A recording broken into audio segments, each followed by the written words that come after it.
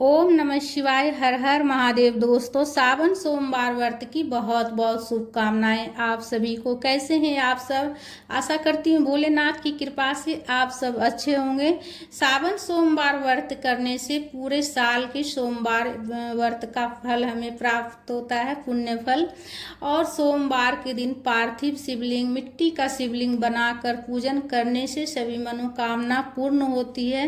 मिट्टी का शिवलिंग बनाकर पूजन करने से हमें 1000 शिवलिंग पूजन का पुण्य फल प्राप्त होता है। अगर मिट्टी का शिवलिंग बनाकर पूजन करते हैं तो 1000 शिवलिंग की पूजा का पुण्य फल हमें प्राप्त होता है, पुण्य फल हमें मिलता है। और शिवलिंग पर क्या चढ़ाने से क्या होता है? सुख समृद्धि के लिए हम क्या चढ़ाएंगे? घर में सुख समृद्धि के लिए, संतान सुख के लिए पूजा में क्या चढ़ाएंगे शिवलिंग के ऊपर?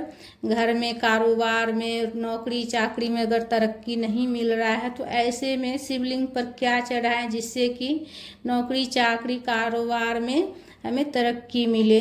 तो आज मैं आप सबके साथ शेयर करूंगी। तो सबसे पहले तो देखिए, मिट्टी का शिवलिंग किसी भी गमले में, पेड़ पौधा फूल पत्ती के गमले में या पेड़ पौधा हो तो उसके नीचे भी आप बनाकर पूजन कर सकते हैं। या फिर आप जैसे कोई पेड़ पौधा के पास से मिट्टी लेकर शिवलिंग बनाकर आप कोई थाली में रखकर भी आप पूजन कर सकते हैं। या कोई खाली गमला हो तो उसमें भी शिवलिंग बनाकर पूजन कर सकते हैं। सिर्फ तुलसी का नहीं होना चाहिए गमला, तुलसी का पौधा के पास नहीं कीजिएगा, शिवलिंग नहीं बनाइएगा। और आंवला का, ठीक है।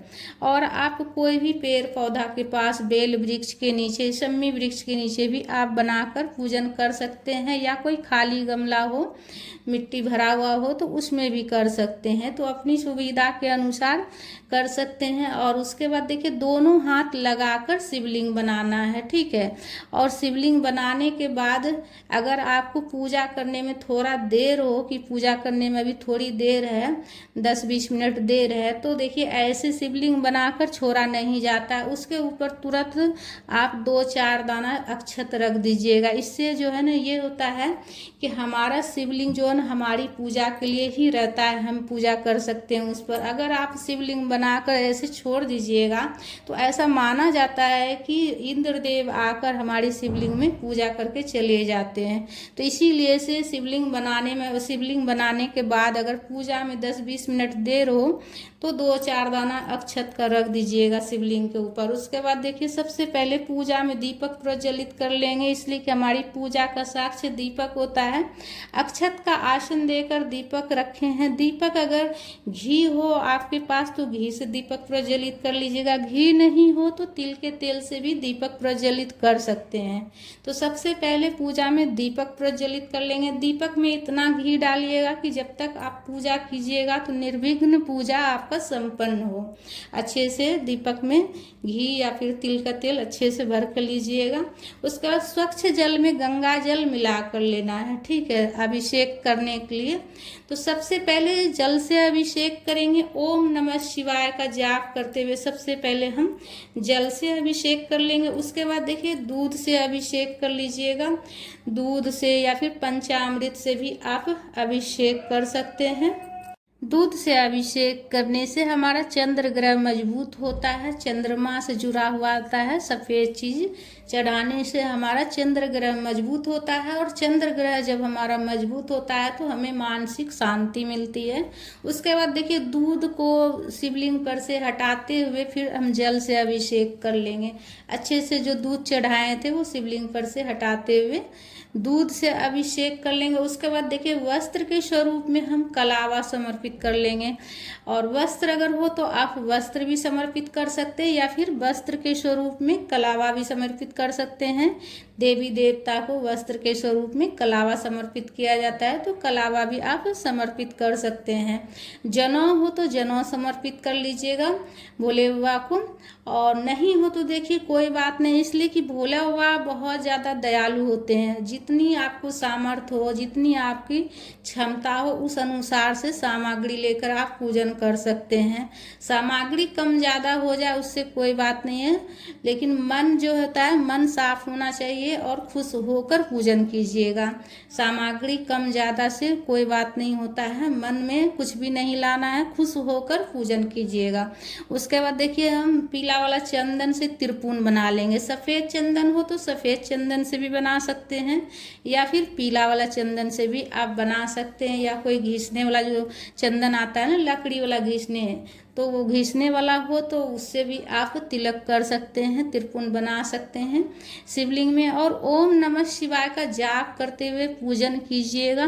ओम नमः शिवाय का जाप करते हुए या फिर महामृत्युंजय जाप करते हुए भी आप अपना पूजन संपन्न कर सकते हैं। महामृत्युंजय जाप करने से सभी जो भी काल विपत्ति आने वाला रहता है वह सब दूर हो जाती है, तो उस मंत्र का भी आप जाप कर सकते हैं, महामृत्युंजय मंत्र का भी। और देखिए जलाधारी पर भी हम तिलक कर लेंगे दोनों साइड। गणेश जी हैं, कार्तिकेय जी हैं, पूरे शिव परिवार हैं, अशोक सुंदरी माता है और माता पार्वती भी है, तो सभी माता का ध्यान करते हुए, पूरे शिव परिवार का ध्यान करते हुए रोली चंदन से तिलक कर लेंगे। और अक्षत समर्पित करेंगे। चावल का दाना टूटा हुआ नहीं होना चाहिए। और चावल देखिए चढ़ाने से क्या होता है, चावल चढ़ाने से धन प्राप्ति होती है। अगर घर में जैसे कि धन की कमी है, कुछ भी कर रहे हैं, बचत नहीं हो रहा है, तो चावल का दाना चढ़ाइएगा। और देखिए शनि ग्रह दूर होती है तिल चढ़ाने से, काला तिल। अगर कुछ भी जैसे कि आपके ऊपर कोई शनि ग्रह है तो शांत होगा शनि ग्रह, इसलिए कि काला तिल जो है चढ़ाने से शनि ग्रह शांत होती है, इसलिए कि शनि देव जो हैं वो भोले बाबा की शिष्य हैं। और देखिए बेलपत्र अगर हो तो जरूर चढ़ाइएगा, अगर मिल जाए आपको तो। बेलपत्र चढ़ाने से जो भी संकट आने वाला रहता है हमारे घर पर, हमारे ऊपर पर, हमारे परिवार के ऊपर कोई भी संकट आने वाली रहती है तो वो दूर होती है। कोई भी कष्ट आने वाला रहता है तो वो दूर होती है। तो ओम नमः शिवाय का जाप करते हुए बेलपत्र चढ़ाइएगा। बेलपत्र के ऊपर आप ओम लिख सकते हैं, राम लिख सकते हैं। और देखिए कमलगट्टा का आप माला भी बनाकर चढ़ा सकते हैं, या सिर्फ खुला कमलगट्टा 1-2 पीस भी हो तो वैसे भी आप चढ़ा सकते हैं। कमलगट्टा चढ़ाने से घर में लक्ष्मी आती है, धन से जुड़ी हुई जो भी समस्या परेशानी रहती है वो दूर होती है। कमलगट्टा चढ़ाकर उसके बाद क्या करना है वो भी बताऊंगी। उसके बाद देखिए जो भी फूल हो आपके पास चढ़ा लीजिएगा। आक, धतूरा, भांग, जो भी मिल जाए आपको आसानी से चढ़ा लीजिएगा। इसलिए कि देखिए भोले बाबा, फिर से मैं बोल रही हूँ, भोले बाबा बहुत ज़्यादा दयालु होते हैं और वो सबसे पहले अपने भक्त के भाव देखते हैं। सामग्री कम ज़्यादा कुछ हो जाए उसमें कुछ भी मन में नहीं लाना है, तो इसीलिए से जो मिल जाए फूल आप चढ़ा लीजिएगा। और देखिए घर में सुख समृद्धि के लिए, सुख सौभाग्य के लिए शक्कर चढ़ाइएगा।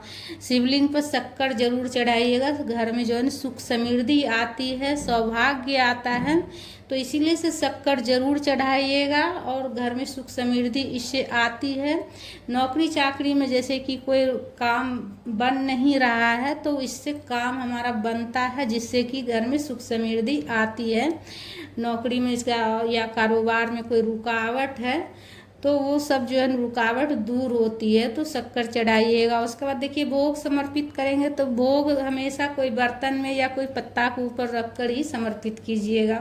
डायरेक्ट ऐसे भोग समर्पित नहीं करना चाहिए। उसके बाद जल का भी भोग लगाएंगे, फल का, मिठाई का, जिसका आप भोग लगाना चाहते हैं अपने सामर्थ्य के अनुसार आप भोग लगा सकते हैं। 1 तरह, 2 तरह, 5 तरह का भी फल आप चढ़ा सकते हैं अपने सामर्थ्य के अनुसार। उसके बाद धूप प्रज्वलित करके हम धूप भी दिखा लेंगे। उसके बाद हाथ जोड़कर निवेदन करेंगे प्रभु से, हे प्रभु सब कुछ आपका ही दिया हुआ है और आपका दिया हुआ ही जो है उसी से मैं पूजन कर रही हूँ। पूजा प्रेम पूर्वक स्वीकार कर लीजिए प्रभु। और पूजा में कुछ भी गलती हो गया हो मेरे से तो क्षमा कीजिएगा प्रभु।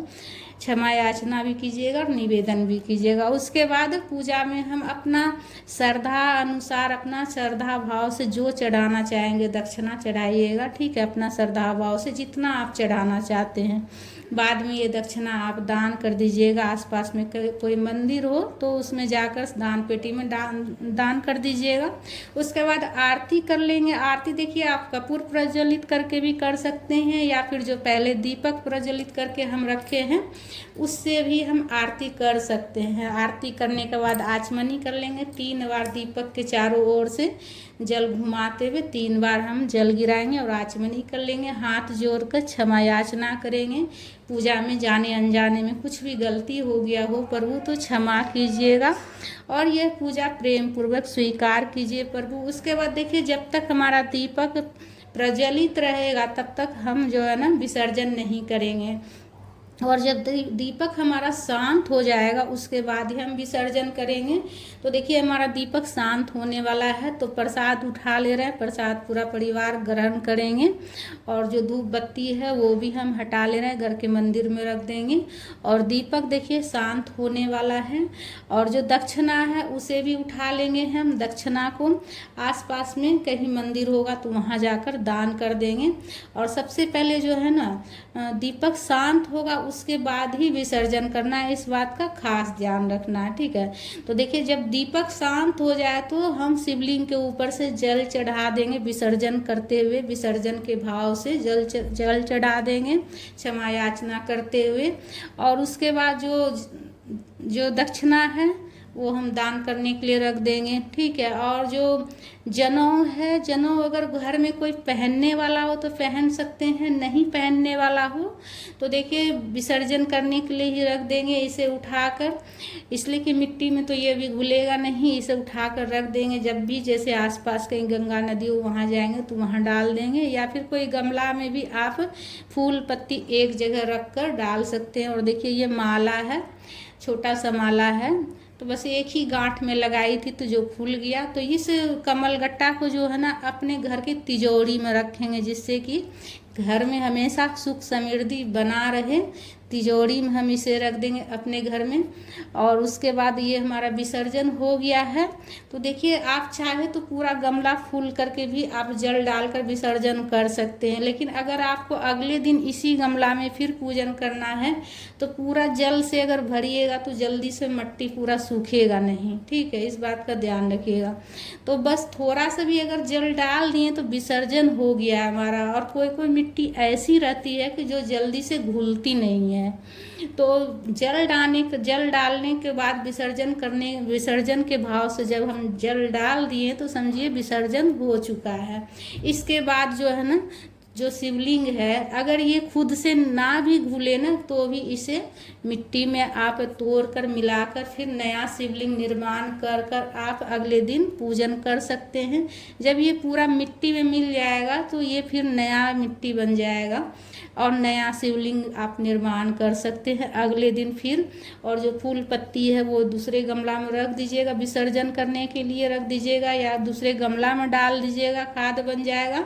तो प्रतिदिन आप एक ही गमला में भी पूजन कर सकते हैं या फिर थाली में रख कर भी पूजन कर सकते हैं दोस्तों। तो दोस्तों वीडियो अगर अच्छी लगी हो तो लाइक ज़रूर कर लीजिएगा। चैनल पर अगर नए हैं तो चैनल को सब्सक्राइब कर लीजिएगा। व्रत कीजिएगा तो व्रत में देखिए फल खाया जाता है। और पूजन देखिए आप जो है ना सुबह भी कर सकते हैं, शाम में भी कर सकते हैं, लेकिन प्रदोष काल में जो पूजा होता है वो सबसे अच्छा होता है।